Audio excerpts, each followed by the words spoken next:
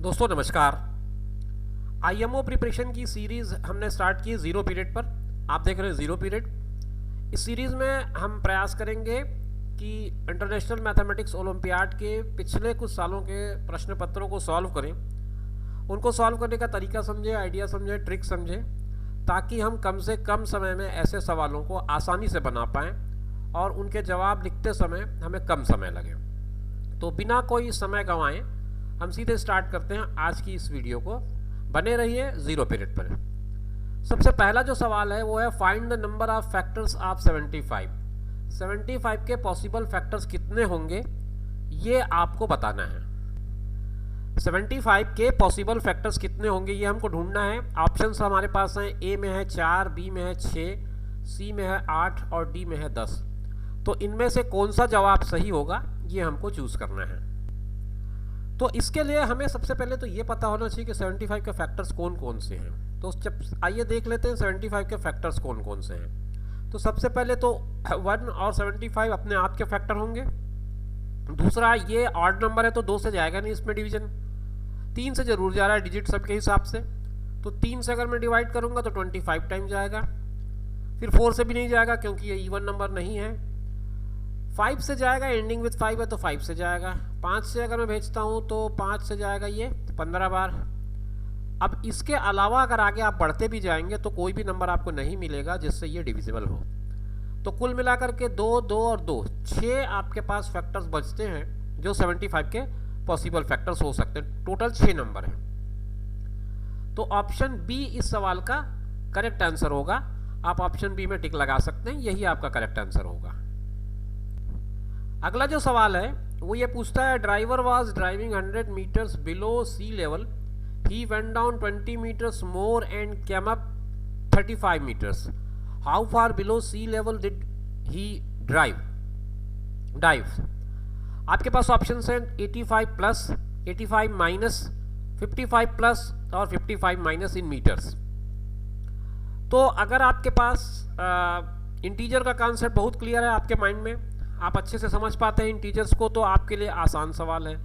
लेकिन वो बच्चा जिसको इंटीजर का कॉन्सेप्ट अभी उतना क्लियर नहीं है वो इसको कुछ इस ढंग से समझ सकता है।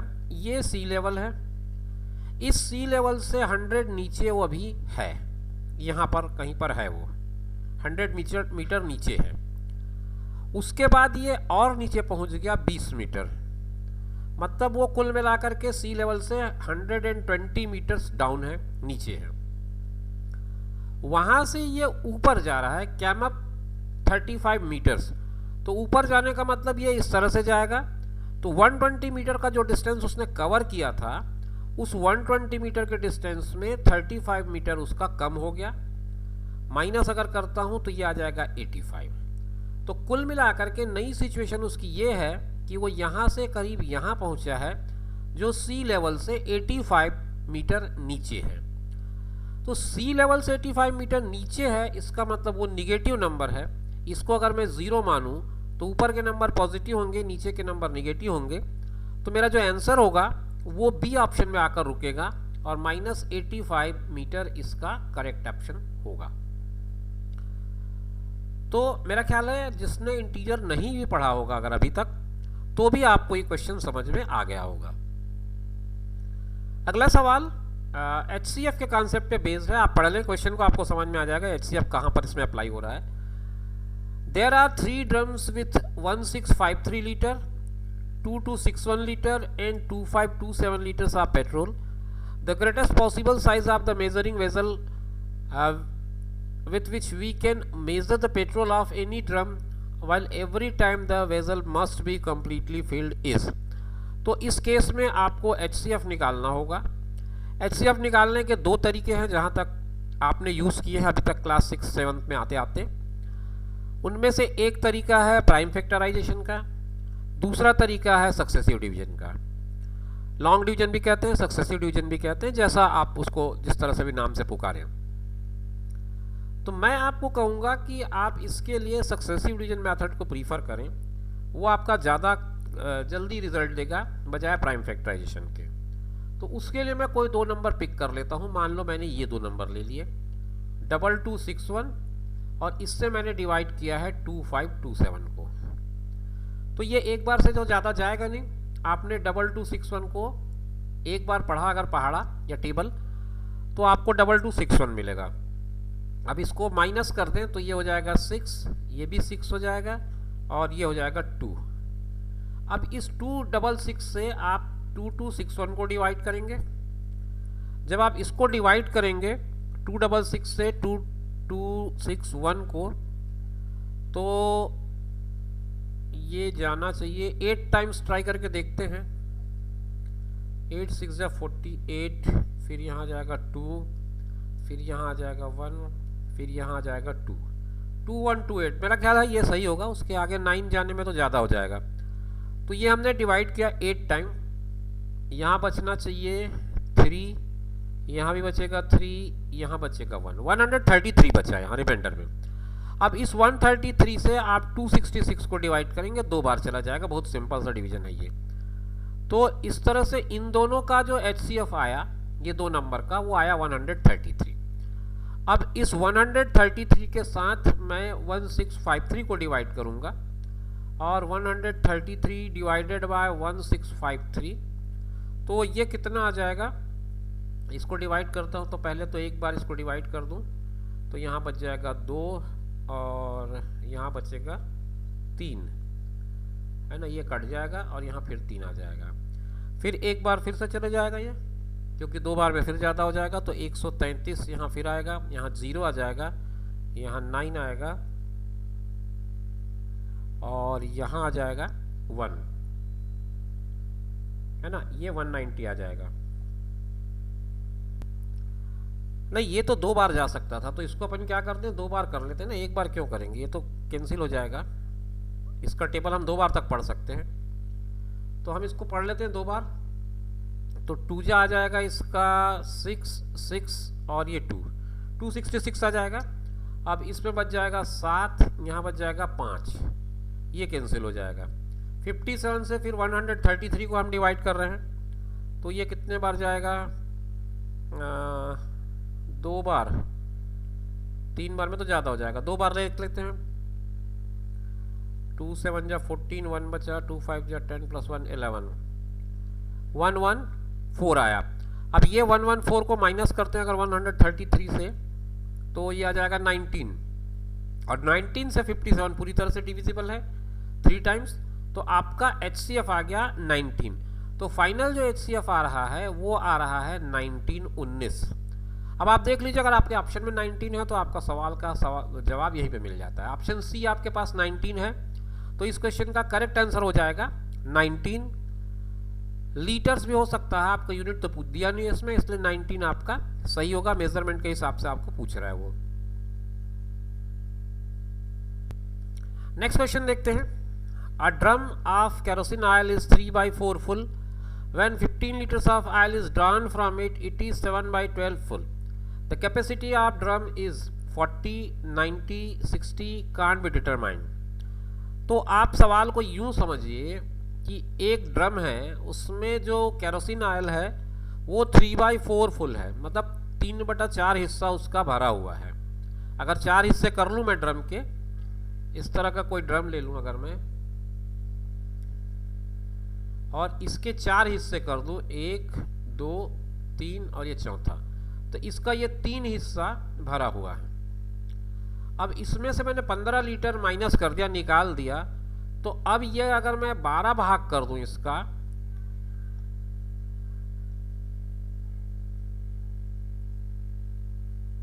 इसको 12 भाग कर दूं, तो 12 भाग में से 7 भाग, 1 2 3 4 5 6 7, ये 7 भाग रह जाता है, बाकी भाग खाली हो जाता है।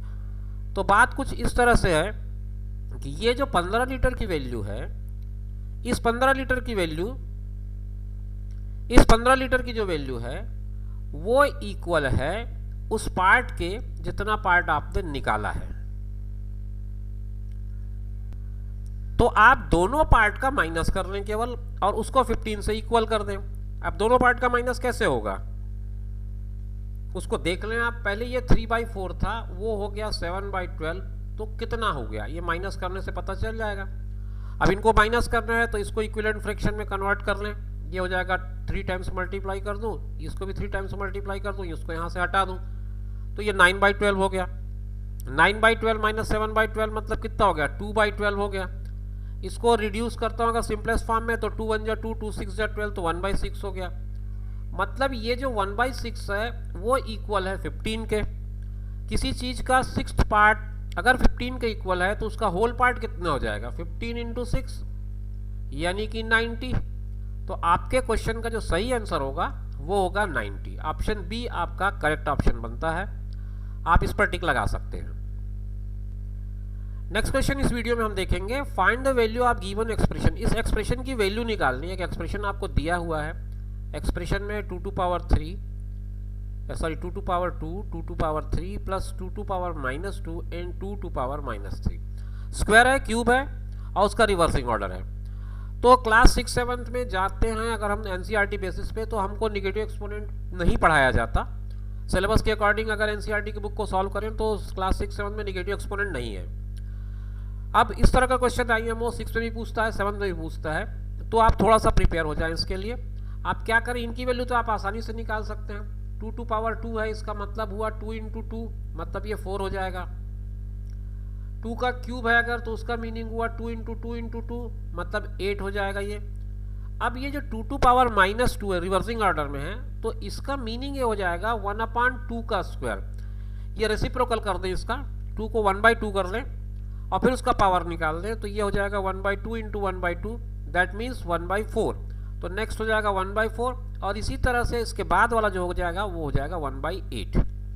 अब इनको आपको प्लस करना है, 8 और 4 हो जाएगा 12 और इसको अगर मैं प्लस करता हूँ तो ये हो जाएगा 2/8 और ये 1/8, 1/8 2/8, तो ये हो जाएगा 3/8।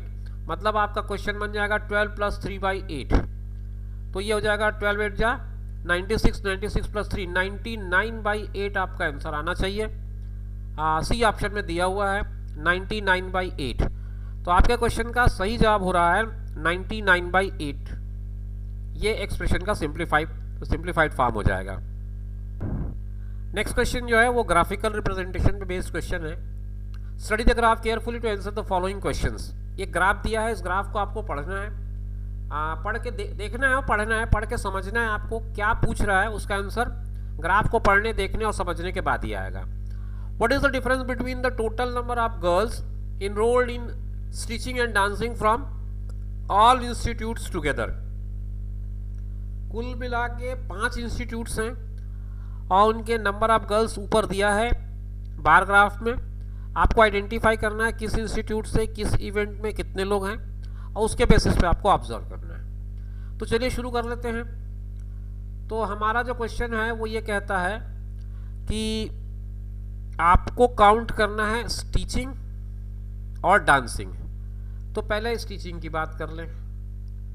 स्टिचिंग में ए का हो जा रहा है आपका, स्टिचिंग जो है डॉट है ब्रेक है ना, तो 325 है ये वाला पार्ट जो है वो ना तो 300 है ना 350 है, तो इसको मैं 325 ले लेता हूँ।